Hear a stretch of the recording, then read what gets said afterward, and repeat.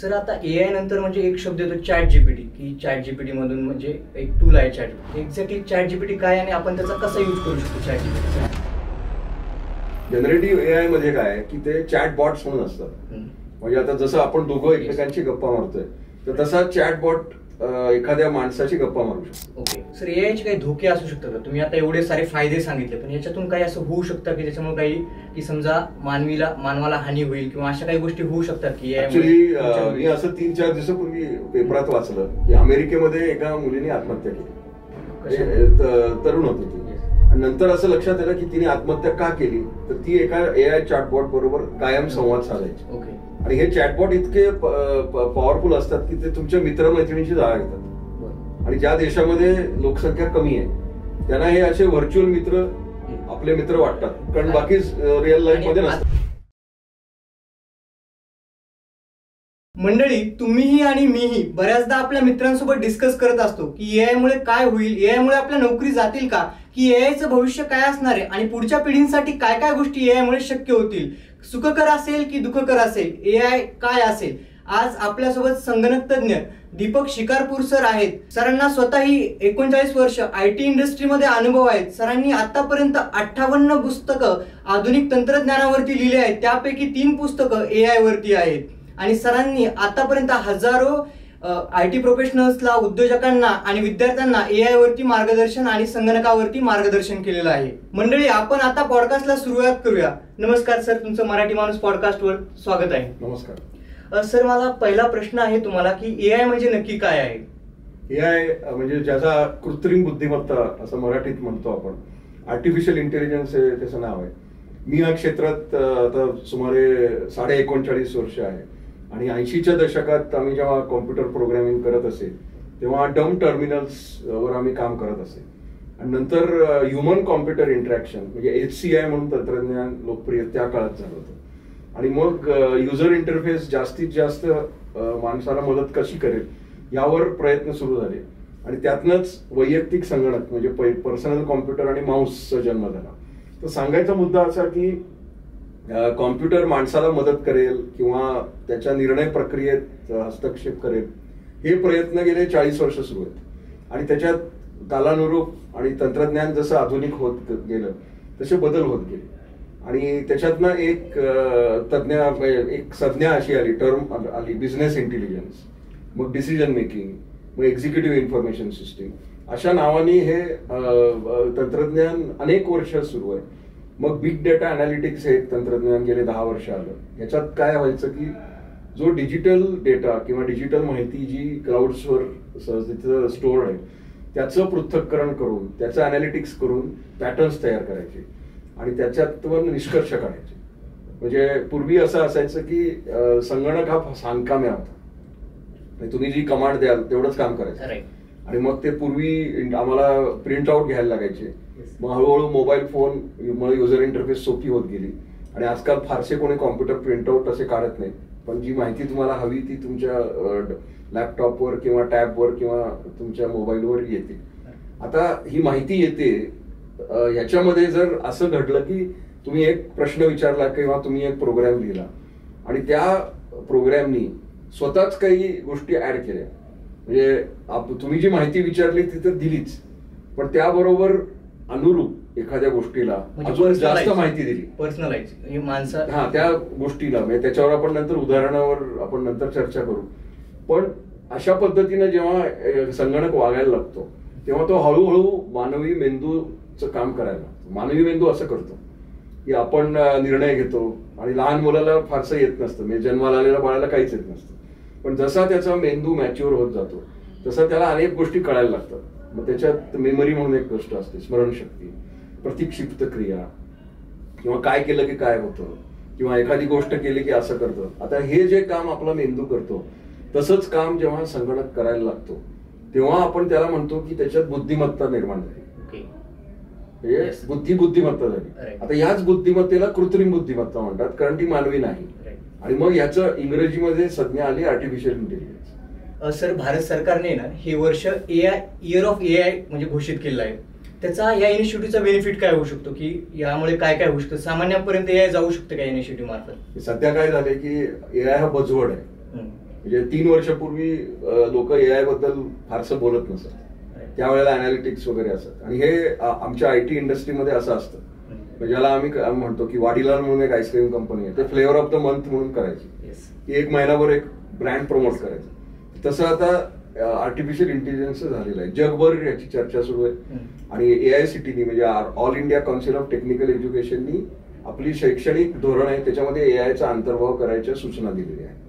आता नुकतंच 2 दिवसापूर्वी महाराष्ट्र राज्य सरकारने पण AIचं धोरण निर्माण केलेलं आहे. तर आता परिस्थिती अशी आहे की AI हे हॉट तंत्रज्ञान असल्यामुळे प्रत्येकाला वाटतं की आपण AI मध्ये काहीतरी करावं आणि AI एनेबल्ड उद्योग, AI एनेबल्ड जे काय तुम्ही काम कराल ते AI म्हणून असावं असं आहे.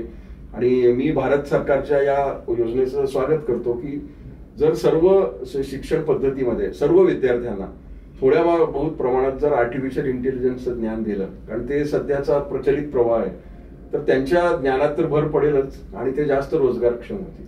त्यामुळे हा स्तुत्योग्य. ओके सर, आता AI नंतर म्हणजे एक शब्द येतो ChatGPT, की ChatGPT मधून म्हणजे एक टूल आहे ChatGPT. एक्झॅक्टली ChatGPT काय आणि आपण त्याचा कसा यूज करू शकतो ChatGPTचा? हा, तर ChatGPT हे एक टूल आहे, पण त्याच्यामध्ये AI मध्ये संज्ञा आहे किंवा टर्म आहे, त्याचं नाव आहे generative AI. Okay. Generative AI मध्ये काय आहे की ते चॅटबॉट्स म्हणून असतात. म्हणजे आता जसं आपण दोघं एकमेकांची गप्पा मारतोय तर तसा चॅटबॉट एखाद्या माणसाची गप्पा मारू शकतो. ओके.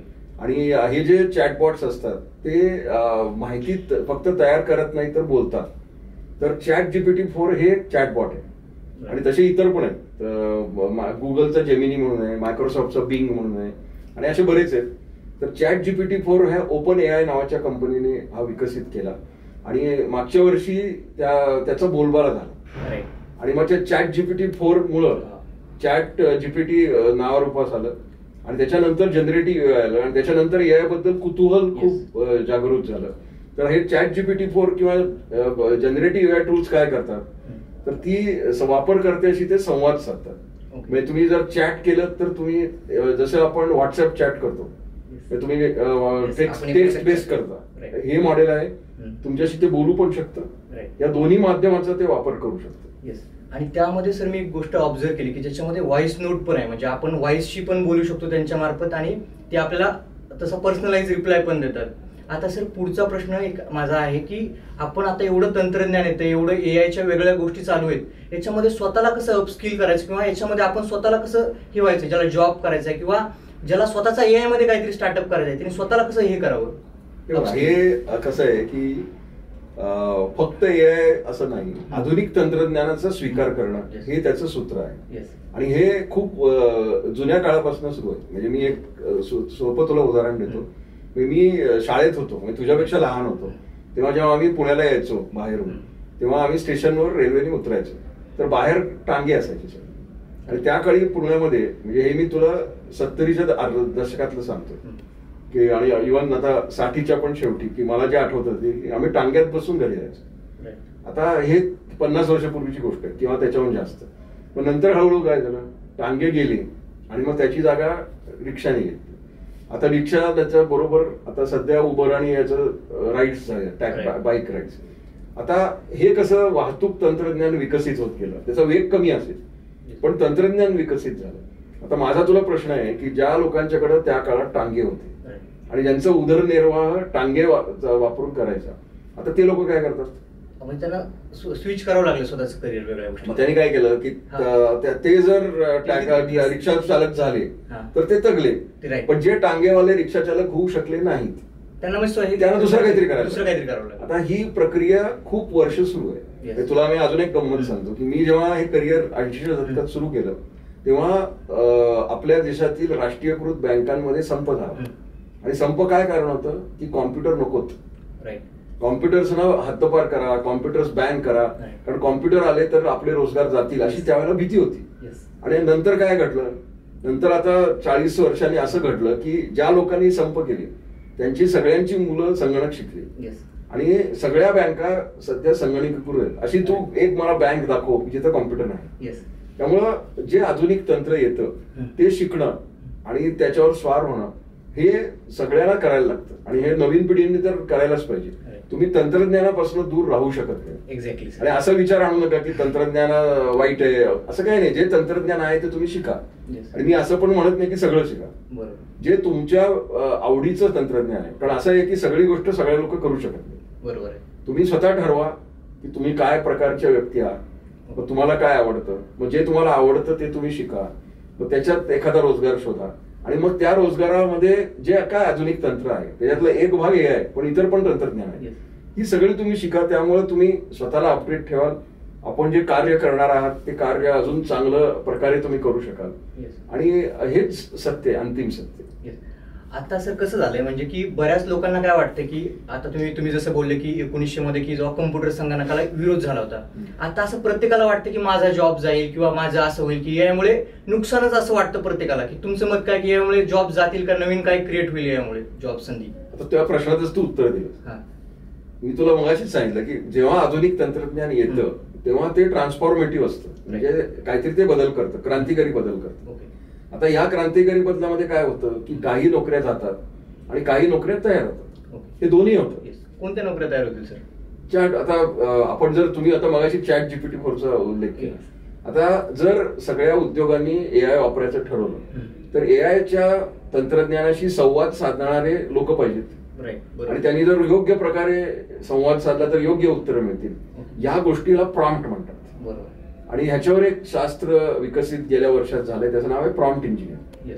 आणि माझं वैयक्तिक मत आहे की हे प्रॉम्प्ट इंजिनिअरिंग सर्व लोकांना शिकवायची गरज आहे. ओके. सर्व लोकांना. म्हणजे त्याच्यात ब्रँच वगैरे काही नाही. प्रत्येकाला आलंच पाहिजे की याचा वापर कसा करा. म्हणजे आता काय होतं की 30 वर्षापूर्वी वैयक्तिक संगणक शिकवणं हे सर्वांना आवश्यक होतं. तुम्ही कुठल्याही ब्रँचचे असाल पण तुम्हाला PC वापरता आला पाहिजे, MS ऑफिस वापरता आलं पाहिजे. हे पूर्वी 30 वर्षापूर्वी सुरू झालं. मग सगळे लोक साक्षर झाले. त्याला आपण संगणक साक्षरता म्हणतो. अनेक लोक म्हणतात की साक्षरतेची व्याख्या, आपला देश जेव्हा स्वतंत्र झाला तेव्हा साक्षरतेची व्याख्या काय होती की ज्याला लिहिता वाचता येतं तो माणूस साक्षर. आणि त्या काळात आपल्या देशातली साक्षरता ही काहीतरी 15% एवढीच होती. आता स्वातंत्र्याच्या 75 वर्षानंतर आता 77 वर्ष झाली. ही साक्षरता आता जवळजवळ 60 ते 65% आलेली आहे. पण साक्षरतेची व्याख्या बदललेली. आता ज्याला लिहिता वाचता येतं आणि ज्याला आधुनिक तंत्रज्ञान वापरता येतं, संगणक वापरता येतं, ती व्यक्ती साक्षर. आणि त्याला एक आमच्या टेक्नॉलॉजीमध्ये एक टर्म आहे, त्याला म्हणतात डिजिटल डिव्हाइड. डिजिटल डिव्हाइड म्हणजे एखाद्या व्यक्तीला जर आधुनिक तंत्रज्ञान संगणक वापरताच येत नसतील तर तो अनेक गोष्टींपासून वंचित राहतो, अनेक सेवांपासून. आणि ह्याला डिजिटल डिव्हाइड म्हणतात. म्हणजे एखाद्या आहेरे आणि नाहेरे असे दोन गट असतात. आता मला संगणक काही कारणांनी वापरता येत नाही तर मी नाहेरेमध्ये आलो. बरोबर. आणि मग मी निरक्षर आहे. तर निरक्षर आहे का? तर माझ्या मतीनं तुमचं उत्तर हो आहे. तुम्ही जर आधुनिक तंत्रज्ञान वापरू शकत नसाल तर तुम्ही निरक्षरच आहात. आणि मग त्या निरक्षरतेमुळे तुम्ही अनेक गोष्टींपासून वंचित होणार आहात. आणि जरी तुम्हाला गोष्टी येत असल्या तर साध्या साध्या गोष्टी आहेत. गव्हर्नन्स आपल्या देशात आहे.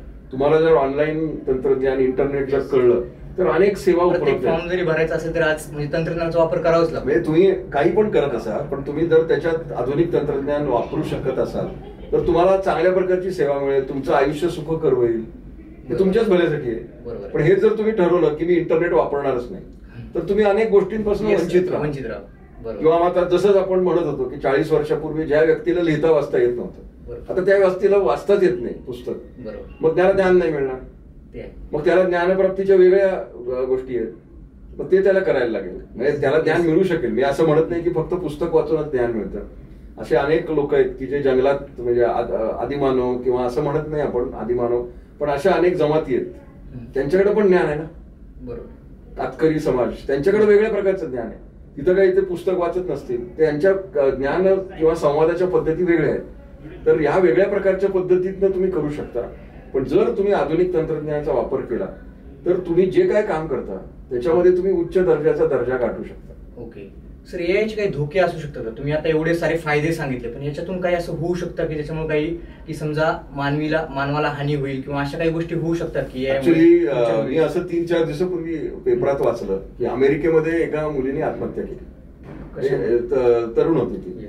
आणि नंतर असं लक्षात आलं की तिने आत्महत्या का केली तर ती एका AI चॅटबॉट बरोबर कायम संवाद साधायची. आणि हे चॅटबॉट इतके पॉवरफुल असतात की ते तुमच्या मित्रमैत्रिणींची जागा घेतात.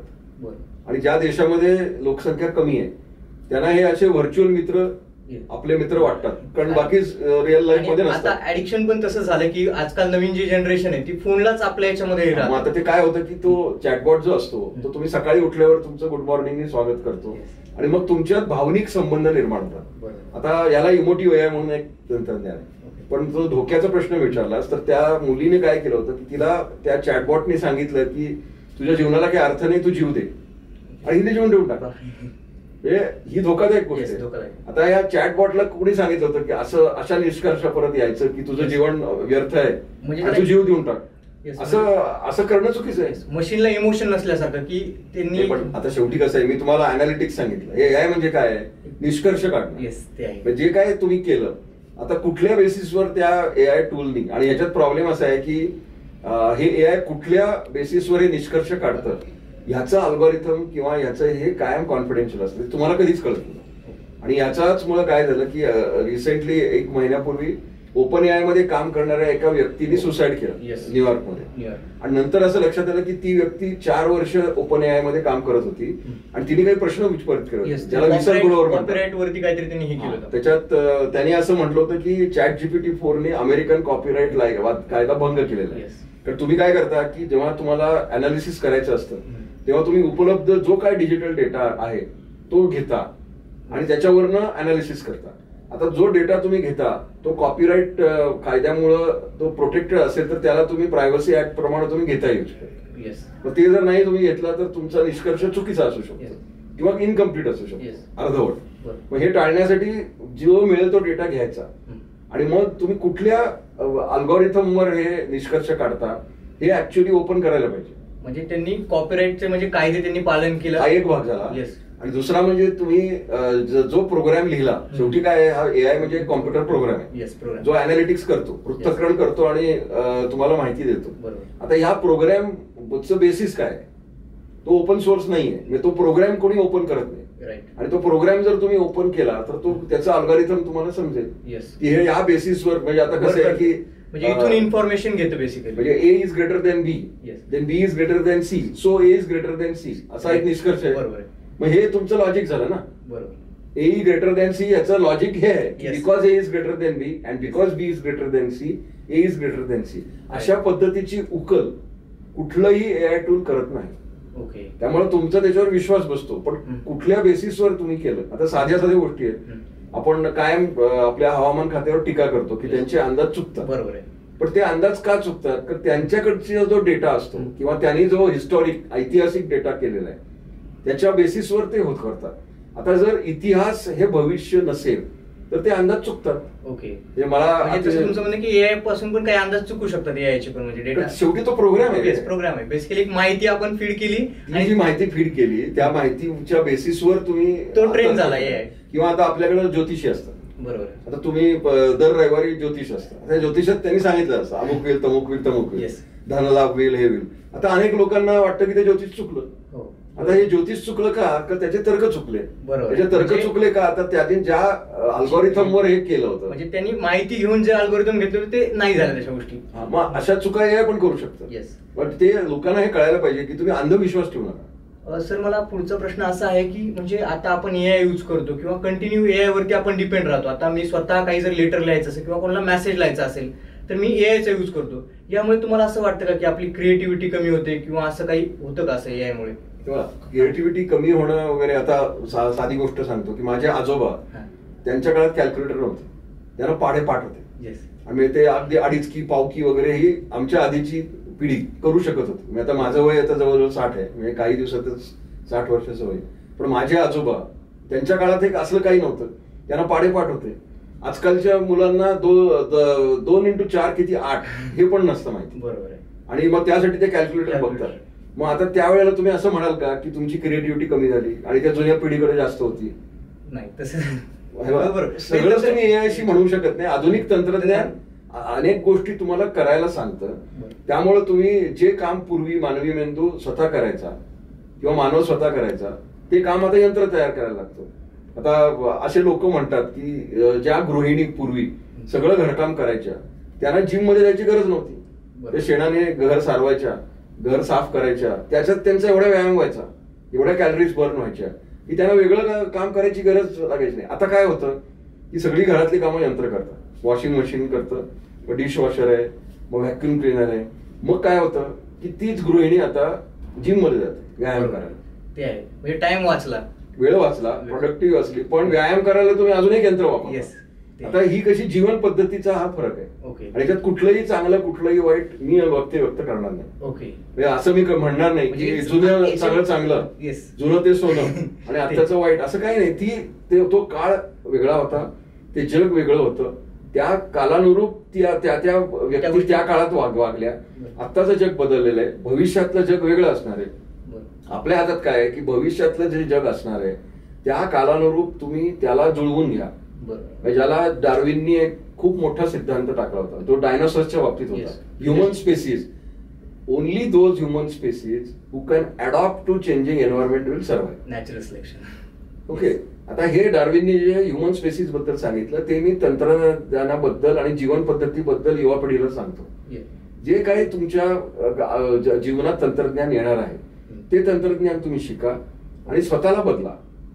म्हणजे हा शिक्षण हा त्याच्यावर अडॉप्ट करणं इम्पॉर्टंट आहे की जर स्वतःला जर तुम्हाला त्या काळात टिकवायचं असेल तर या गोष्टी अडॉप्ट करणं महत्त्वाचं. जे काही तंत्रज्ञान असेल जे तुम्हाला सुटेबल आहे ते तुम्हाला शिकायलाच लागणार. आणि त्या दृष्टीनं प्रत्येक व्यक्ती ही विद्यार्थीच असायला पाहिजे. आता माझं वय 60 झालं म्हणून मी काही शिकणार नाही का? नाही, मी रोज 2 तास काहीतरी शिकत असतो आणि स्वतःला अद्ययावत ठेवत असतो.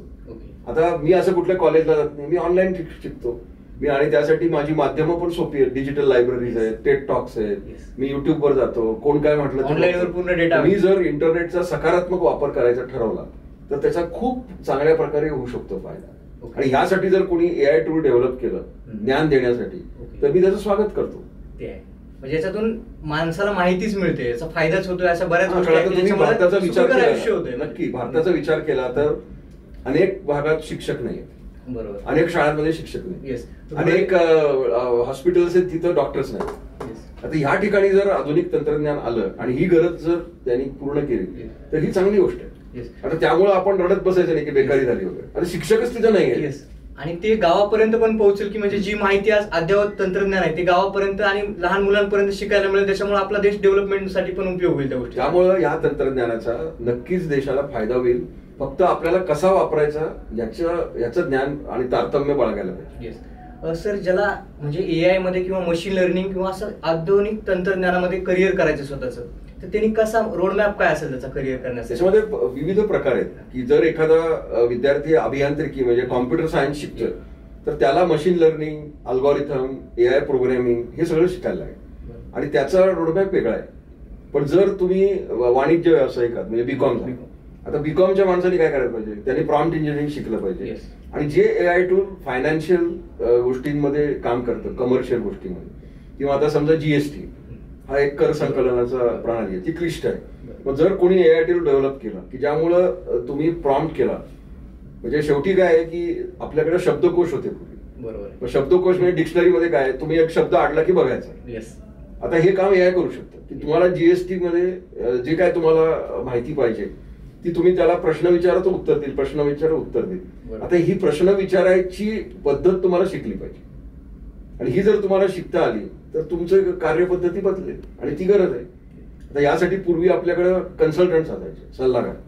ते काय करायचे, ते काम करायचे. आता त्यांची नोकरी धोक्यात आहे का, त्याचं उत्तर होय. जर तुम्ही अतिशय बेसिक लेवलवर माहिती देत असाल लोकांना आणि सल्लागार म्हणत असाल तर तुमचा जॉब खतरेमध्ये. एआय तुम्हाला नक्की संपेल. सर, तुम्हाला काय असं वाटतं की कोणते असे पहिले 5 जॉब असतील की ते जातील असं, म्हणजे की आता तुम्हाला ज्या ठिकाणी रिपिटेटिव्ह जॉब्स आहेत आणि तुम्ही फारशी व्हॅल्यू ऍड करत नाही तिथं एआय तुम्हाला नक्की संपेल. सर, मला पुन्हा विचारायचं होतं की म्हणजे की पोलीस असो किंवा डॉक्टर्स असो किंवा शिक्षक याच्यामध्ये असं जातील का त्यांचे जॉब्स वगैरे, असं काही होईल का? पोलिसांचा जॉब कसं जाईल, कारण पोलीस आपल्या काही तंत्रज्ञानाचा यूज तरी होईल. आपल्या समाजामध्ये गुन्हे एवढे घडतात की सध्या पोलिसांचं शॉर्टेज आहे. मग आता याच्यावर एक उपाय आहे की इतर देशांमध्ये रोबोज आहेत, रोबो कॉप म्हणून तुम्ही सिनेमा बघितला असेल, किंवा आता असे बॉट्स तयार होतात, चॅटबॉट नाही, त्याला सायबॉर्ग म्हणतात, म्हणजे ह्युमनॉइड्स म्हणतात. आता ते लोक करतील. आता उद्याची युद्ध हे मानवी सैनिक लढणार नाही तर रोबो लढतील. ओके. ऑलरेडी ड्रोन्स आहेत. इस्रायलनी पहिला ड्रोन बटरफ्लाय ड्रोन विकसित केला, फुलपाखर सारखा. तो स्पाय होता. ओके. म्हणजे शत्रू देशाला वाटतं की फुलपाखरू आलं, पण ते ऍक्च्युली ड्रोन असतं. तो सगळी माहिती रेकॉर्ड करतो आणि देतो. हे 7 वर्षापूर्वी झालं. म्हणजे त्याला आधुनिक म्हणणं पण चुकीचं आहे. तर अशा गोष्टी घडतायत. त्यामुळं आता तुम्ही असं म्हणाल की आता हे झालं मग आता मानवी हेराचा जॉब गेला का? असं नाही. हे तुम्हाला मदतनीच तंत्रज्ञान आहे. म्हणजे आपण त्याचा हेल्प करू शकतो की आणखीन चांगलं काम करण्याचं. मी जर शिक्षक असेल तर मी एआय वापरून अधिक चांगला शिक्षक होऊ शकतो. कारण शेवटी काय असतं की मी पण शिक्षण पद्धतीत काम केलंय आणि तिथं मला असे शिक्षक भेटले की जे मला म्हणाले की अभ्यासक्रम बदल हा एक माझा बदल हे असतो विषय. आणि मी जेव्हा विद्यापीठात किंवा मी काही अनेक संस्थांचं अकॅडमिक काउन्सिलवर, तिथं मी त्यांना सांगतो की तुम्ही सिलेबस लगेच बदला. तंत्रज्ञान आलं की दरवर्षी बदला. असं 5 वर्ष आणि 10 वर्ष चुकीचं आहे. प्रत्येक विद्यापीठाने आपलं सिलेबस दरवर्षी बदललं पाहिजे. त्यातलं जे काही चांगलं आहे आणि प्रत्येक विषयाचं. तर तिथं मला शिक्षकांनी विरोध केला. शिक्षक म्हणाले की आम्हाला जे येतं तेच आपण सिलेबसमध्ये टाकलं पाहिजे, कारण तुम्ही म्हणता तसं आम्ही केलं तर ते शिकवणारे शिक्षक कुठनं मिळणार, हा त्यांचा विरोध होता. मी त्यांना म्हणत गेलो की ह्याच्यावर तंत्रज्ञान हेच उत्तर आहे. एकतर तुम्ही अद्ययावत व्हा आणि नाहीतर मग ऑनलाईन प्रशिक्षक किंवा इंडस्ट्रीतले ट्रेनर्स आणा. कारण शेवटी तुमचं काम काय आहे प्रत्येक विद्यापीठाचं की कालानुरूप सुसंगत आणि सर्वोत्कृष्ट शिक्षण तुम्ही दिलं पाहिजे. ते कालबाह्य शिक्षण देऊन उपयोग नाही. मग हे द्यायला आता आपलं केंद्र सरकारची पद्धती पण बदललेली आहे आणि युजीसीनी म्हणजे फार चांगल्या गोष्टी केलेल्या आहेत. त्याच्यात एक प्रोफेसर ऑफ प्रॅक्टिस म्हणून एक पद आहे, ज्याच्यामध्ये प्रत्येक विद्यापीठामध्ये इंडस्ट्रीमध्ये म्हणजे उद्योगात काम करणाऱ्या शिक्षकांना प्रोफेसर ऑफ प्रॅक्टिस म्हणून तुम्ही रिक्रूट करा. म्हणजे प्रचलित शिक्षण पद्धती आता 3 प्रकारे एकत्रित होईल. एक म्हणजे पारंपरिक शिक्षक, त्यांची पण गरज आहे. मग प्रोफेसर ऑफ प्रॅक्टिस जे प्रॅक्टिकल नॉलेज आणतात. आणि तिसरं म्हणजे व्हर्च्युअल. म्हणजे एखादा जर शिक्षक परदेशी असेल किंवा खूप लांब असेल तर तो व्हर्च्युअली शिकवेल. आणि आता एआय मुळे चौथं त्याच्यात एलिमेंट आहे की त्याच्यात शिक्षक कोणीच नाही. जनरेटिव्ह एआय चॅटबॉट हाच तुम्हाला शिकवेल. चॅटबॉटच पूर्ण शिकवेल. तिथे शिक्षकाची आता मी फोटो बघितले बंगलोर आणि केरळमध्ये एका शाळेने रोबो शिक्षक आणले आणि तो रोबो येऊन शिकवतो तुम्हाला. ते खूप मस्त. म्हणजे त्याच्यातून म्हणजे असं पण शिक्षकांची पण मदत होऊ शकते त्याच्यातून. आपण आता तुम्ही असं म्हणाल की हा रोबो शिक्षक आला की तो सध्या शिक्षकांना रिप्लेस करेल का? आता ह्याला भीती म्हणतात. आता ही भीती नाहीये. तुम्ही सगळे माध्यम वापरा. आणि शेवटी कसं आहे की मुलांना पण चेंज मिळायला पाहिजे. बरोबर आहे. शिक्षण ही एक रंजक प्रक्रिया आहे. बरोबर आहे. आणि ती जर तुम्ही चांगली झाली पाहिजे. तुम्ही असं केलं की समजा 9 तासाचं कॉलेज आहे किंवा शाळा आहे, 2 तास तुम्हाला रोबो शिकवेल, 2 तास तुम्हाला हाडामासाचे शिक्षक शिकवतील, उरलेले 2 तास तुम्ही लायब्ररीत जा किंवा बाहेर खेळ खेळा. आता ह्या सगळ्याचं पॅकेज ज्याला आपण म्हणू राईस प्लेट ऑफ एज्युकेशन ही महत्वाची आहे. आणि अशा पद्धतीने जर तुम्ही शिक्षणाकडे बघितलं तर तुमचं पर्स्पेक्टिव्ह बदलेल आणि ती प्रक्रिया चांगली होईल. आता हेच सगळं इतर क्षेत्रात पण आहे. आता आयबीएमनी एक वॅटसन नावाचं टूल 6 वर्षापूर्वी विकसित केलं आणि ते त्यावेळेला एआय नाव नव्हतं, पण त्याला डिसिजन मेकिंग होतं. त्यामुळे अमेरिकेतल्या अनेक लॉयर्सचे किंवा लोकांचे जॉब गेले, कारण ते IBN Watson first level information तुम्हाला लगेच द्यायचं. आता तीच गोष्ट वैद्यकीय क्षेत्रात आली. आपल्याकडे फिजिशियन नावाची गोष्ट आहे किंवा फॅमिली डॉक्टर्स असतात, पण आता असे अनेक लोक आहेत की जे संगणकावर अवलंबून आहेत. मी पण एक आर्टिकल वाचलं होतं सर, त्याच्यामध्ये असं सांगितलं होतं की आपण जर हेल्थ इन्फॉर्मेशन दिली तर चॅटजीपीटी किंवा असे एआय टूल आहेत जे प्रिसाईज तुम्हाला इन्फॉर्मेशन देऊ शकतात. पण आता मी परत सांगतो की तो तुम्ही माहिती म्हणून घ्या, पण तो रिपोर्ट घेऊन तुम्ही हाडामासाच्या डॉक्टरकडे जा. आणि आजकाल मी माहितीसाठी घ्या. ते एका मी हॉस्पिटलमध्ये बोर्ड लावलेला बघितला की आम्ही इथं गुगल ओपिनियनला महत्व देत नाही आणि पेशंटनी ते ओपिनियन घेऊन आमच्याकडे येऊ नये. आम्ही जे सांगू त्याच्यावर विश्वास ठेवा. आता शेवटी कसं आहे की आरोग्य क्षेत्र असं आहे की तिथं मानवी जीवाशी खेळ करता येतो.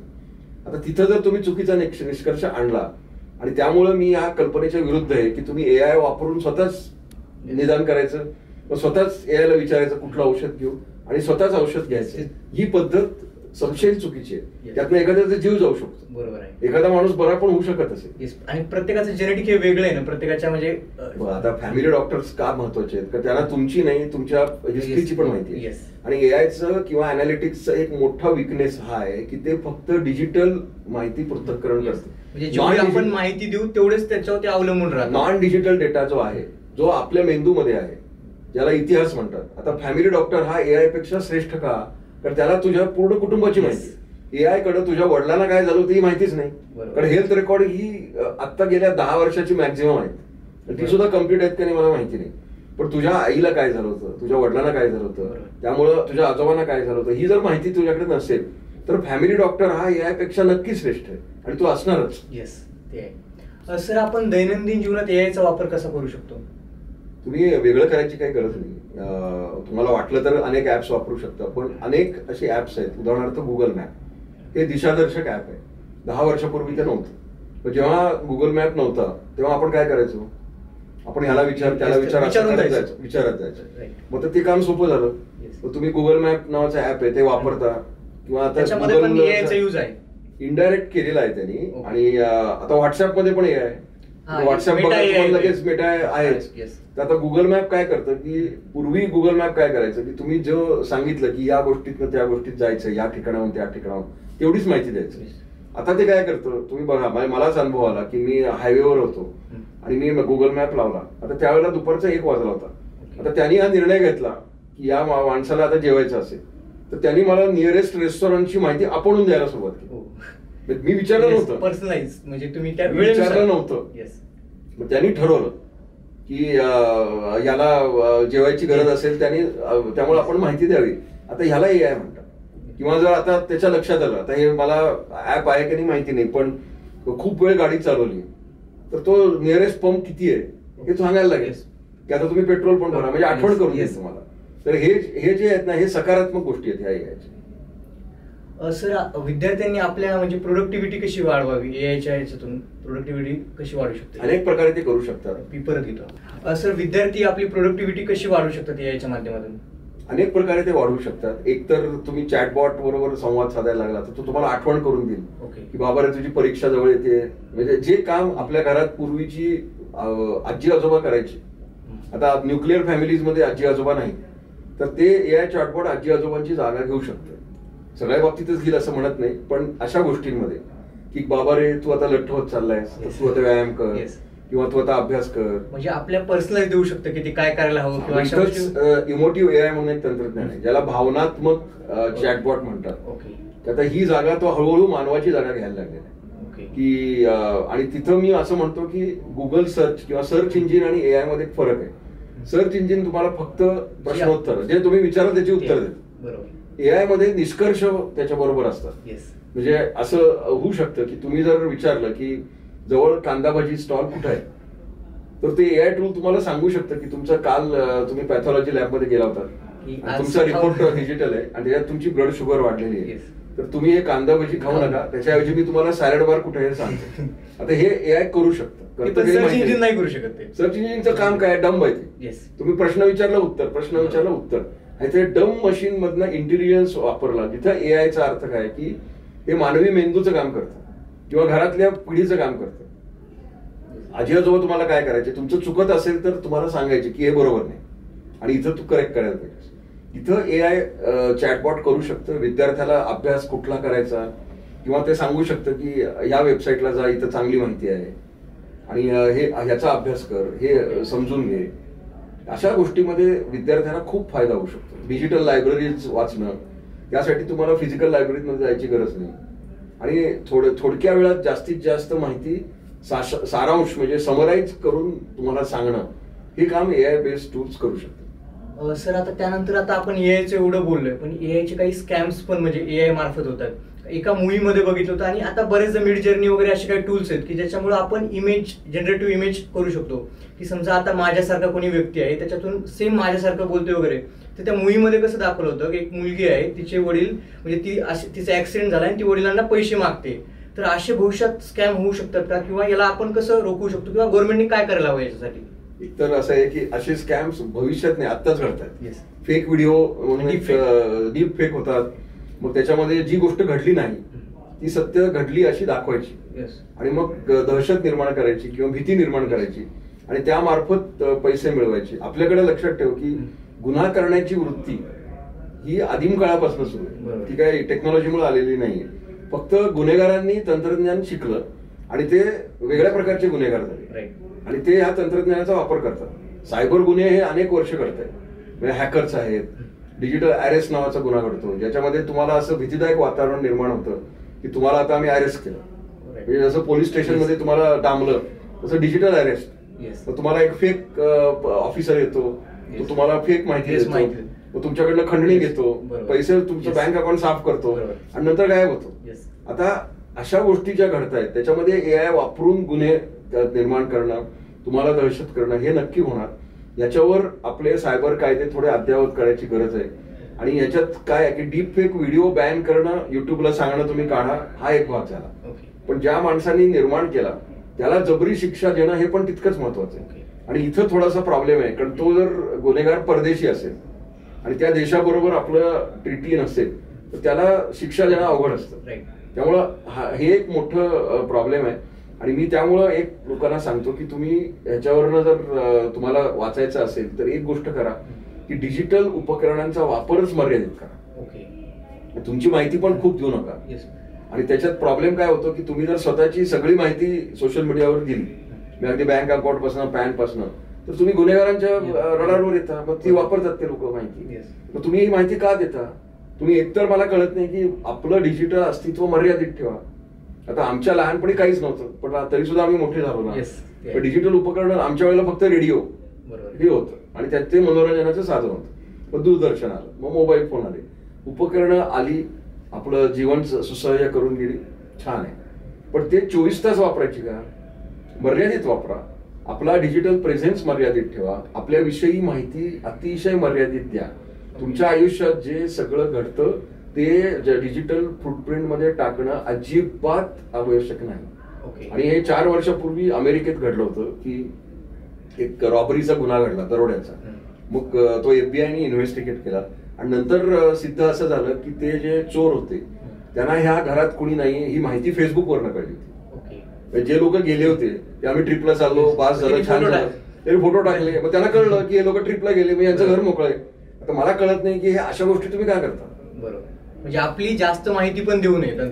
कशाला, आपण का करतो? म्हणजे हे डिजिटल मार्केटिंग हे तंत्र आहे, त्याच्यामध्ये तुम्ही ब्रँड प्रमोट करा. तुम्ही सकारात्मक गोष्टी सांगा की तुम्ही एक नवीन गोष्टी शिकला, किंवा तुम्ही आता घरातली गृहिणी आहे तिने आपलं रेसिपी किंवा स्वयंपाक शिकवला, मान्य आहे मला, इथपर्यंत मान्य आहे. तुम्ही एक ब्युटी टिप द्या ज्याच्यामुळे लोकांचा फायदा होईल, अशा गोष्टी करा. पण अशी आपली पर्सनल माहिती जास्त देऊ नका. आता मी काय करतो, मी अमुक ठिकाणी गेलो, मी तमुक ठिकाणी गेलो, मी असं करो, हे का? अजून एक त्याच्यात मी बघितलं, आणि हे युवा पिढी नाही, याच्यात मोठे पण लोक आहेत, स्वतःच्या सेल्फी काढत बसतात. किती तुम्ही तेच दिसता ना. तुम्हाला आणि कोणाला इंटरेस्ट आहे तुमच्या सेल्फीमध्ये? आणि स्वतःचे 200 फोटो काढायचे रोज, ते टाकायचे. मग नंतर काय, ते फोटो लाईक नाही केले. मी अशी लोक बघितली की जे फोटो टाकतात आणि फोन करतात की माझा फोटो लाईक कर. हा काय मूर्खपणा आहे. आणि कशात तुम्ही याच्यात वेळ घालवता? हा वेळ तुम्ही सकारात्मक गोष्टीत घालवू शकता ना. आणि नंतर काय फ्रस्ट्रेशन, मी फोटो टाकला आणि तो लोकांनी लाईक नाही केला म्हणजे मी अनपॉप्युलर आहे का? मग मेंटल हेल्थ, मग हा एक नवीन आजार आहे. हा आमच्या लहानपणी नव्हता, कारण लोकांचा संवाद होता, लोकांना एकमेकांशी बोलता येत असे, त्यामुळे असं मनोरुग्ण वगैरे काही नव्हतं.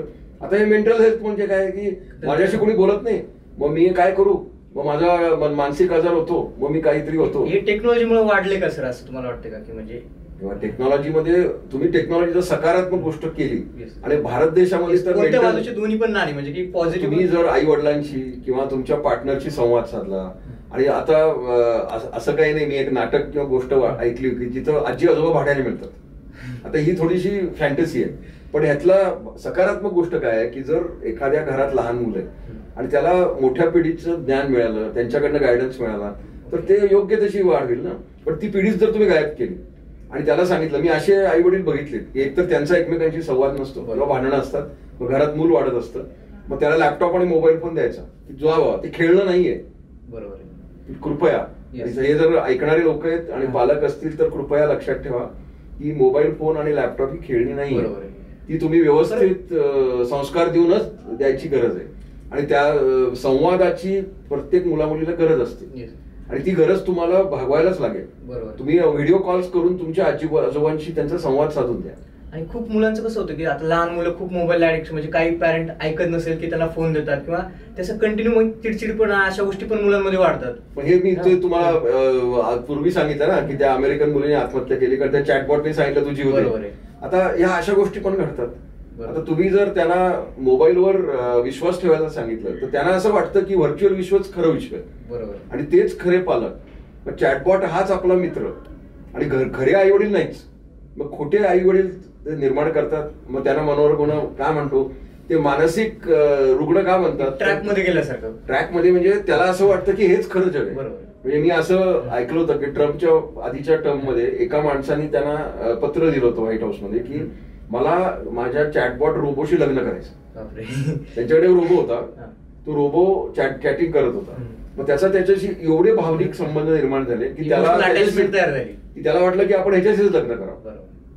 मी असं ऐकतो की इलॉन मस्क पण असे यंत्र युवक आणि यंत्र युवती आणतोय की ज्याच्यामध्ये त्यांना मानवी कातडी असेल.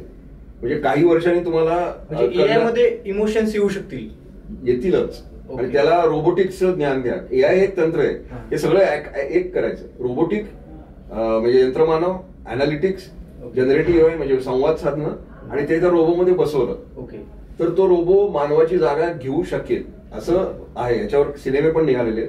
आणि मस्क म्हणतो की 2 वर्षात हे अमेरिकेत हजारो, आता अमेरिकेत त्याची गरज आहे कारण तिथं मानव नाही आहेत, बरोबर आहे, ह्युमन्स, तिथं लोकसंख्या कमी आहे. आणि असे अनेक भाग आहेत अमेरिकेत की जिथे तुम्ही मैलोन मैल प्रवास केला तर तुम्हाला एकही माणूस दिसत नाही. पण तिथं जर तुम्हाला मदत करायला एक रोबोटिक स्टेशन आलं तर ती गरज आहे. आता तुम्ही असं म्हणाल मग त्याने मानवाची जागा घेतली का, पण तिथं मानवच नाहीये ना. बरोबर, तिथं नक्की आहे, तिथे युज करू शकतील ते. किंवा तिथं आता ड्रायव्हरलेस कार्स आहेत, पण तिथं ड्रायव्हरच नाहीये. आता भारतासारख्या देशामध्ये त्या तंत्रज्ञानाची गरज नाही. आपल्याकडे आहेत भरपूर लोक काम करतात. आता सर मला विचारायचं की आता बऱ्याच पॉलिटिशियन किंवा सेलिब्रिटींचे डीप फेक व्हिडिओज होत आहेत, आणि आता आपल्याला आता ओळखू शकतो की काही लोक कसं ओळखू शकतात की बघून की हा डीप फेक व्हिडिओ आहे, पण सामान्य लोकांना त्याच्यातून काही रॉंग मेसेज जाऊ शकतो. तर या गोष्टी असं जे सामान्य किंवा असे ज्यांना थोडं तंत्रज्ञानाचं कमी नॉलेज आहे ते कसे याच्यातून हे करू शकतात की. मी आधी तर बोललो ना की एकतर डीप फेक व्हिडिओ लोकेट करणं आणि ते हटवणं हे करायला पाहिजे, पण ज्यांनी निर्माण केले त्याला शिक्षा पण व्हायला पाहिजे ना. आणि आता असं ओळखू पण शकतो ना आपण की त्या लेवलला आता तेवढं जनरेशन नाहीये सध्या की त्या लेवलला होत नाहीयेत. आता डीप फेक व्हिडिओ आहे, एखाद्या व्यक्ती असं बोलत नाही पण ती बोलली असं दाखवणं आणि तो फेक व्हिडिओ निर्माण करणं आणि तो डीप फेक व्हिडिओ आहे हे कळतं. म्हणजे काही वर्तमानपत्रात कॉलम्स असतात की दररोज एक ते दाखवतात की हा डीप फेक व्हिडिओ आहे. बरोबर. आता हे ठीक आहे, हे समाज प्रबोधन करतात, पण माझं म्हणणं आहे की ठीक आहे, तो किती लेवलवर तुम्ही जाणार, तुम्ही किती बघणार. आता अनेक आपण ब्रेकिंग न्यूज म्हणून बघतो. आता ही खरी का खोटी आहे हे कसं कळणार तुम्हाला. आणि यासाठी मानवी व्हेरिफिकेशन म्हणजे त्याचं पडताळणी केली पाहिजे, आणि हे जर खरं असेल तरच ती दाखवली गेली पाहिजे असा कायदा करायला हवा. आणि ह्या अशा साईट्सवर जिथनं हे फेक व्हिडिओज प्रसारण होतं त्यांच्यावर सरकारने बंदी आणली पाहिजे, आणि निर्माण करणाऱ्या लोकांवर पण जबरी कारवाई केली पाहिजे. म्हणजे भारत सरकारने कायदे पण आणायला पाहिजे. आपले सायबर कायदे अजून सक्षम करायची गरज, कारण ह्या सायबर कायद्याचा शत्रू राष्ट्र चुकीचा वापर करू शकतो. समाजात तेढ निर्माण करणं, खोट्या गोष्टी सांगून भडकवणं, अतिरेकी तयार करणं. हे अतिरेकी अनेक तयार का होतात, कारण त्यांची माती भडकवली असते. बरोबर. ही माती भडकवायला फेक व्हिडिओज दाखवतात की तुमच्या जमातीवर अत्याचार होतात. ऍक्च्युअली काही नसतं, पण त्यांना असं फेक न्यूज तयार करणारे एक अजेंडा पण करू शकतात. हे जे करणं ना हे चुकीचं आहे, आणि ह्याच्यावर बंदी झाली पाहिजे. आणि हे निर्माते अशा फेक व्हिडिओचे त्यांना पण शिक्षा झाली, स्ट्रिक्ट काहीतरी कायदे यायला हवे. नक्की. सर मला पुढचा प्रश्न असा विचारायचा की आता छोटे उद्योजक आहेत ज्यांनी स्वतःचा काहीतरी छोटासा व्यवसाय सुरू केलाय, ते याच्यामध्ये काही टूल्स वगैरे आहेत का की जे ते युज करू शकतील की त्यांचं काही बिलिंगसाठी किंवा अशा गोष्टींसाठी. नक्की. आता जे छोटे उद्योजक आहेत ते बिलिंगसाठी टूल्स वापरू शकतात. आता खूप पूर्वी आपल्याकडं मदतनीस म्हणून एक कारकून असायचं, चोपडे असायचे. आता ते सगळं ऑटोमेशन झालं, त्यामुळे त्या अशा गोष्टीची गरज नाही. तर लघु उद्योजकांना आणि छोट्या उद्योगांना आधुनिक तंत्रज्ञान अनेक प्रकारे मदत करू शकतं. म्हणजे अगदी जीएसटी रजिस्ट्रेशन ऑनलाईन तुम्ही भरू शकता, ऍपच्या माध्यमातून ते होऊ शकतं. आणि जर तुम्ही याचा सकारात्मक वापर केला, समजा तुमच्या हातात कला आहे, तुम्ही काहीतरी गोष्ट केली आणि डिजिटल मार्केटिंग केलं, ते व्हायरल केलं आणि लोकांना कळलं की अशी गोष्ट उपलब्ध आहे, तर तुम्हाला ऑनलाईन ऑर्डर्स मिळू शकतात. बरोबर आहे. हे पूर्वी शक्य नव्हतं. त्यामुळे हा तंत्रज्ञानाचा सकारात्मक उपयोग आहे की ज्याच्यामुळे आपण गोष्टी सुखकर झाल्या लोकांच्या. करेक्ट. येस. आता सर पुढचा प्रश्न असा आहे की शेतीमध्ये काय होईल याबाबत, म्हणजे की काय नवीन म्हणजे शेतकऱ्यांना कसा उपयोग असेल याचा. असं कुठलंही क्षेत्र नाही जिथं हे तंत्रज्ञान नाही. आता तुम्ही शेतीचा विचार केला तर विकसित देशात याच्यावर खूप संशोधन सुरू आहे, कारण आपल्या जवळपास ऑलमोस्ट पॉप्युलेशन ही शेतीवरती डिपेंड आहे. मग असं मी ऐकतो. आता मी स्वतः शेतकरी नाहीये, पण माझे जे शेतकरी कुटुंबातून येतो म्हणून मला आयडिया. पण मी तुला हे सांगतो की माझे काही मित्र आहेत ते मला सांगतात की सध्या ग्रामीण भागामध्ये शेतमजुरांचं शॉर्टेज आहे. हे माहितीये का तुला? येस आहे सर, बरोबर आहे. हे मला पण धक्का बसला आहे सर. आता शेतमजुरांचं शॉर्टेज आहे, तर आता तिथं काही लोकांनी रोबो निर्माण केले. हे भारतामध्ये आहेत असं मी बघितलेले आणि त्याच्या व्हिडिओ फिल्म्स बघितले. पुण्यामध्ये एक कंपनी आहे की त्यांनी अशी ऑटोमेटेड टूल्स तयार केली आहेत. ती रोबोचं काम, रोबो सारखी आहेत. ती मळणी किंवा सीडिंग ही कामं करतात जे पूर्वी मजूर करायचे, आणि ते जास्त प्रोडक्टिव्ह आहेत. एकतर ते रजेवर जात नाहीत, नंतर त्यांना पगार द्यायचा नसतो, आणि त्यामुळे ती ओबिडियंट आहे. ती 24 तास काम करतात. किंवा पाणी देणं, या सगळ्या ठिकाणी शेतीमध्ये तंत्रज्ञानाचा, त्याच्यामध्ये अजून एक तंत्रज्ञान आहे आयओटीचं, इंटरनेट ऑफ थिंग्स. ते जर तुम्ही वापर केला तर आता साधी गोष्ट आहे की तुमच्या भागात वीज नाहीये, रात्री वीज आली की पंप सुरू करायचा. आता हे काम पूर्वी कोणीतरी मानवाला जावं लागायचं. आता समजा घरातली गृहिणी रात्री 2 वाजता समजा वीज आली तर विहिरीपाशी जा आणि पंप सुरू कर, मध्ये साप आहे, त्यामुळे डेंजरस काम आहे. त्यांची वगैरे पण भीती आहे बऱ्याचशी. मग आता बिबट्या आहेत काही ठिकाणी. मग ह्या ठिकाणी आपण तंत्रज्ञानाचा वापर केला की हे जे ऑन ऑफ करणं आहे हे आयओटी तंत्रज्ञान करू शकतो. यात काही AI म्हणजे छोट्या छोट्या गोष्टींमध्ये आपण एआयचा शेतकरी यूज करू शकतील, नक्की सुरू करतील. आणि त्या ठिकाणी त्यांनी करावा, स्वतःची उत्पादकता वाढवावी. आता आपल्याकडे प्रॉब्लेम काय, वेदर फोरकास्टिंग हे अजून हवामानाचे अंदाज हे 100% अॅक्युरेट नाही. पण कदाचित एआय वापरून परफेक्ट अॅक्युरेसी वाढू शकेल, पण ते 100% नाही. त्यामुळे मी परत परत सांगतो की एआय वर तुम्ही अंधविश्वास ठेवू नका. एआयनी सांगितलं म्हणजे ते ब्रह्मवाक्य नाही, हे लोकांना सांगायची गरज आहे. तो एक अंदाज आहे, एवढंच तुम्ही ठेवा आणि स्वतः निर्णय घ्या. ठीक आहे, एआयनी हे सांगितलं, या माणसाने ते सांगितलं, आता शेवटी काय, ऐकावे जनाचे करावे मनाचे. बरोबर आहे. आणि तुम्ही एआयला मदतनीस म्हणून वापरा. तो काहीतरी माहिती देईल, त्याच्यावर अवलंबून राहू नका. 100% नाही, तो देव नाही. बरोबर आहे. म्हणून ते ब्रह्मवाक्य नाही. त्यांनी त्याचं सांगितलं, तुम्हाला ती माहिती मिळाली, तुम्हाला इतर माध्यमातून अजून एक माहिती मिळाली. आता तुम्ही बघा याचा दोन्हीचा वापर करून स्वतः वेगळा निर्णय घ्या. म्हणजे आता 1 वर्षापूर्वी हॉलिवूडमध्ये रायटर्स गिल्डनी संप केला. तर त्यांना भीती वाटली की स्क्रिप्ट आणि ह्याच्यासाठी जर लोक एआय वापरायला लागले तर त्यांची नोकरी जाईल, अशी ह्या भीतीखाली. त्यांनी असा अमेरिकन काँग्रेसला कायदा करायला प्रयत्न केला, तो झाला नाही, की एआयला अशा टूल्सवर बॅन करा. पण तसं नाही घडलं. आता मी स्वतः जनरेटिव्ह अनेक महिने वापरतो, म्हणजे गेले वर्षभर जास्त वापरतो, आणि मला तर मदतनीस म्हणून उत्कृष्ट काम करतो. मी स्वतः यूज करतो सर. म्हणजे मला पण माझ्या, आता मी कॉन्टेंट क्रिएशन मध्ये करतो, मी स्क्रिप्ट साठी किंवा असं व्हिडिओ कसा असायला हवा किंवा काय अँगल्स असायला पाहिजे, हे स्वतः बऱ्याच गोष्टी मी एआय कडून घेतो. म्हणजे आता इथे माझी पुस्तक आहे, तर एक पुस्तक एआय वरच लिहिलं, आणि मग मी त्या प्रक्रियेमध्ये कव्हर डिझाईन झाले, म्हणजे मुखपृष्ठच आहे तसं. मग मी त्या प्रकाशकाला विचारलं की अरे बा छान झालंय, कोणी केलं? तो म्हणलं एआयनी केलं. त्यामुळे आता जर तुम्ही चित्रकार असाल किंवा अशा गोष्टी ग्राफिक्स डिझायनर असाल तर एआय तुमच्या नक्की तुम्हाला मदत करू शकतो. पण याचा अर्थ असा की जर तुमच्याकडे एक स्टुडिओ आहे आणि पूर्वी 10 ग्राफिक डिझायनर होते, आता 2च डिझायनरवर काम होऊ शकतं. मग आता हे उरलेले 8 डिझायनर बेकार झाले. मग आता त्यांनी काय करायचं? मग त्यांनी अजून काहीतरी चांगलं काम करायचं. असं काम करा की एआय पेक्षा तुम्ही चांगलं काम करा, तर मग तुम्हाला डिमांड. एआयचा वापर करून स्वतःच काहीतरी इनपुट त्याच्यामध्ये ऍड करा, असं काहीतरी भावनिक हे करा, हे काय करा की लोकांना असं वाटेल की हे जास्त चांगलं. बरोबर. ते केलं तर ते मग तुम्ही रिलेव्हंट राहा. बरोबर. आता सर मला पुढचं एक विचारायचं की आता आयटी इंडस्ट्रीमध्ये ना रेसेशन चालू आहे, बऱ्याच जणांना जॉब्स वगैरे, ते एआय मुळे झाले की याला काहीतरी दुसरं काही रिझन आहे की आता सध्या जॉब एआय नाही, त्याला म्हणतात अनस्किल्ड लेबर.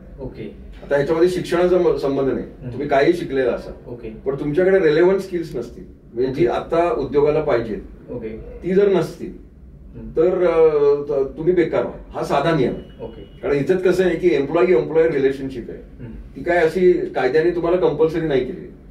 तुम्ही जर प्रॉपरली स्किल्ड नसाल, म्हणजे जो रोल आहे तो नॉलेज नाही आपल्याकडे अशा टाईप मध्ये. आता तुम्ही एका वेळेला म्हणता की लोकांच्याकडे नोकऱ्या नाहीत, पण आता तुम्ही इंडस्ट्रीतल्या लोकांना विचारा, मी अनेक लोकांना विचारतो, ते म्हणतात दीपक आम्हाला लोक मिळत नाहीत. म्हणजे ते लोक काढतात पण त्यांना जी हवी आहेत ती लोक नाही मिळत. याचा अर्थ असा काय की आपल्याला अपस्किलिंग करणं आणि रिस्किलिंग करणं हे सतत करायची गोष्ट आहे. म्हणजे एक तुला मी गोष्ट सांगतो, मी जेव्हा इंजिनियर झालो तेव्हा माझ्या बरोबर एक माझा कलिग होता, तो माझ्याबरोबर काही टाटा ग्रुपमध्ये नोकरी पण करायचा, नंतर तो अमेरिकेला गेला आणि त्याचा Y2K मध्ये तो पास्कल आणि अल्गोलवर काम करायचा, या जुन्या भाषा आहेत. आणि त्याला काही कारणामुळे पुण्यात परत यायचं 99 साली. मग त्याचा फोन आला मला, कारण त्या काळात काही इंटरनेट नव्हतं, की मला नोकरी मिळवण्यासाठी मदत कर. मग मी त्याला फॅक्सवर त्याचा बायोडाटा घेतला आणि मग तो काही ठिकाणी दिला. पण नंतर माझ्या लक्षात आलं की त्याच्याकडं ऑब्सोलीट स्किल्स आहेत. मग मी त्याला शेवटी सांगितलं की बाबा रे, पुण्यामध्ये एकच ठिकाण आहे की जिथं तुला नोकरी मिळू शकेल, आणि ती म्हणजे राजा केळकर म्युझियम. तर तिथं फक्त हिस्टॉरिक गोष्टी असतात, तर तुझे सगळं ज्ञान आहे हे हिस्टॉरिक आहे. मग शेवटी त्यांनी पुण्यात येऊन युनिक्स ओराकलचा कोर्स केला. 8 महिने तो एका ट्रेनिंग इन्स्टिट्यूट मध्ये गेला. इंजिनियर होता, उच्च शिक्षित होता, अमेरिकेत काम करणार होता, पण त्याच्याकडे रेलेव्हंट स्किल्स नव्हती. मग त्यांनी काय केलं, अपस्किल केलं, नवीन जॉब घेतला, आता त्याचं करिअर सुरू आहे. आणि हे सतत करायला पाहिजे.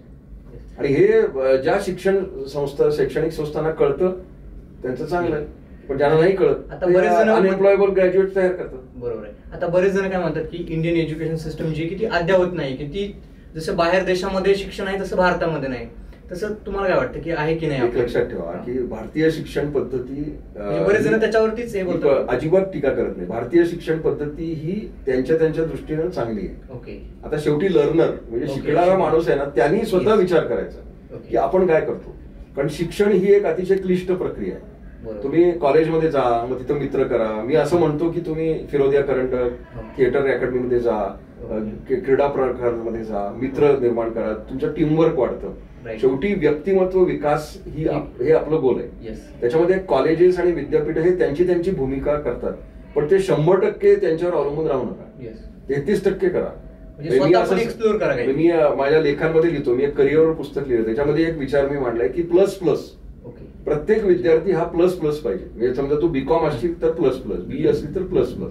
त्यातली फॉर्मल डिग्री म्हणजे जी तुम्हाला पदवी मिळते त्याला 35% मार्क आहे, फक्त 35%. दुसरे प्लस काय, स्किल्स, सॉफ्ट स्किल्स आणि हार्ड स्किल्स, ही स्वतःलाच तुला प्राप्त करायची. आणि त्याच्यात शिक्षण पद्धतीला दोष नाही द्यायचा. तू शिक ना, तुला कोणी थांबवलंय? तू स्वतः शिकत राहा. आता इंटरनेटचा वापर कर, ऑनलाईन लॅब. लॉकडाऊन मध्ये लोक काय काय शिकले, तू सकारात्मक वापर कर. दिवसाचे तास किती असतात? 24. समजा 8 तास झोपला, 16 तास उरले ना. तू कॉलेजमध्ये 8 तास गेला, आता उरलेला 8 तास आहेत ना, मग त्या काळात नवीन गोष्टी शिक. जपानी भाषा शिक. मी तर म्हणतो जपानी ज्या माणसाला येतं त्याला नोकऱ्या आहेत पुढची 6 वर्ष. म्हणजे ऑपॉर्च्युनिटी खूप आहे का? आता जपान कोण शिकवणार? ऑनलाईन शिक, व्हर्च्युअल शिक्षण घे. बरेच ऍप्स पण आहेत की जेव्हा डायरेक्ट ट्युटोरियल. मी एकदा स्वतः ठरवलं प्लस प्लस व्हायचं की ही स्किल्स घ्या. नंतरचा प्लस काय, वर्क एक्सपिरियन्स म्हणजे कार्यानुभव. तुम्ही जा, इंटर्नशिप करा, शनिवार रविवार काम करा. माझं म्हणणं आहे तुम्ही विद्यार्थी आहात ना, मग तुला सुट्टी नाही. सुट्टी नावाची गोष्ट तुमच्या आयुष्यात गेली पाहिजे. आणि या दृष्टीनं आदर्श शिक्षण पद्धती एनडीए मध्ये, नॅशनल डिफेन्स अकॅडमी खडकवासला, इथं कमांडो तयार केले जातात. ही कमांडो मानसिकता विद्यार्थ्यांनी प्राप्त करणं अतिशय आवश्यक आहे. त्यांना फक्त रविवारची अर्धा दिवस सुट्टी असते, बाकीचा उरलेला सगळा वेळ ती बिचारी लोक शिकत असतात. त्यांना कौशल्य प्रदान करतात, त्यांना साप पकडायचं शिकवतात, त्यांना माणसाला मारायचं शिकवतात, त्यांना वेपनरी शिकवतात, अनेक गोष्टी त्यांना शिकवल्या जातात. त्यामुळे ते उच्च दर्जाचे कमांडो आणि सैनिक बनतात. आता ही गोष्ट आपण विद्यार्थ्यांनी आत्मसात करायला पाहिजे. तुम्ही ठीक आहे कॉलेजमध्ये जा, तिथं जे शिक्षण मिळतं ते घ्या, मग स्वतः शिका, स्वतःला अपग्रेड करा आणि कार्यानुभव घ्या, इंटर्नशिप करा. तो प्लस आहे शेवटचा. आणि जर असा विद्यार्थी झाला की मी एक पदवी घेतली, मी 6-8 स्किल्स केली, सर्टिफाईड, मला 3 भाषा बोलता येतात, म्हणजे आपल्या भारतीय नाही परदेशी, आणि मी 6 इंटर्नशिप्स केल्या, त्यामुळे मला इंडस्ट्री कशी काम करते माहिती आहे. अशी व्यक्ती बेकार राहूच शकत नाही. बरोबर आहे.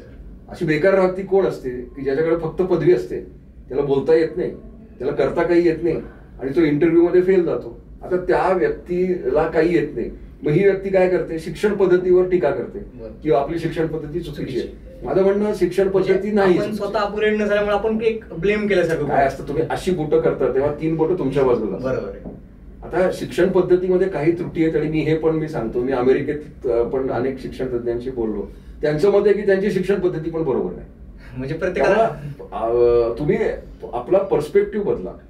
जे विद्यापीठ आहे म्हणजे त्यांच्या पद्धतीनं. आता नवीन शैक्षणिक धोरण म्हणून एक अतिशय सुंदर गोष्ट घडते, त्याच्यात अनेक गोष्टी आहेत, त्याचा अवलंब करून घ्या, त्याचे फायदे ठेवून घ्या. एनईपी मध्ये असं म्हटलेलं आहे की व्हर्सेटॅलिटी वाढली पाहिजे. म्हणजे कॉमर्सच्या माणसाला जर कला शिकायची असेल तर ते शिकवलं गेलं पाहिजे. एखाद्या इंजिनियरला जर दुसरं काहीतरी शिकायचं असेल, मेडिसिन मध्ये असेल ते पण ते घेऊ शकतं सब्जेक्ट. हे असं सगळं झालं की तो त्याचं व्यक्तिमत्व परिपूर्ण होतं.